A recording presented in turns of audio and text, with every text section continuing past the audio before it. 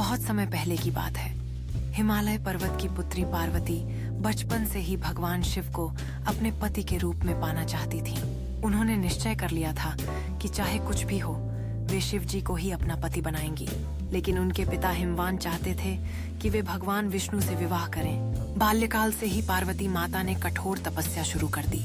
वे जंगलों में जाकर कड़ी धूप, बारिश और ठंडी हवाओं में बैठकर केवल शिव जी का ध्यान करती। धीरे धीरे उनकी तपस्या कठोर और कठिन होती गई। कहा जाता है कि वे कई वर्षों तक केवल पत्तों पर जीवित रहीं और बाद में तो उन्होंने पत्ते खाना भी छोड़ दिया। इसीलिए उन्हें अपर्णा भी कहा गया। जब माता पार्वती की तपस्या की चर्चा चारों ओर फैल गई, तब भी उनके पिता हिमवान अपने निर्णय पर अडिग रहे। उन्होंने विष्णु जी से पार्वती का विवाह तय कर दिया। विवाह का मुहूर्त भी निश्चित कर दिया गया। जब पार्वती को यह समाचार मिला तो वे बहुत दुखी हुई।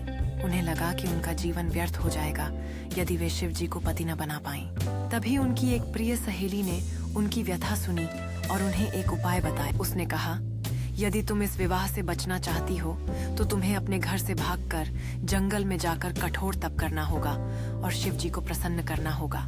सहेली के कहने पर माता पार्वती ने चुपचाप घर छोड़ दिया। वे गहरे जंगल में चली गईं और वहां घोर तपस्या करने लगीं।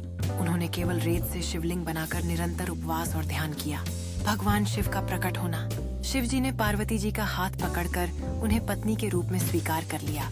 बाद में हिमवान को भी यह समझ आया कि उनकी पुत्री का विवाह वास्तव में शिव जी से ही होना चाहिए था।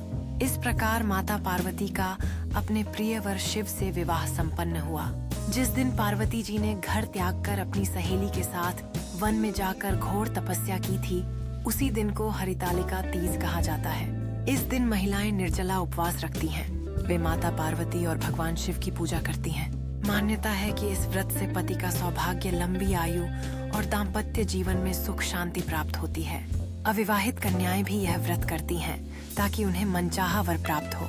इस प्रकार हरितालिका तीज न केवल पार्वती जी की तपस्या का प्रतीक है, बल्कि यह महिलाओं के समर्पण और इच्छा शक्ति का भी प्रतिनिधित्व करती है।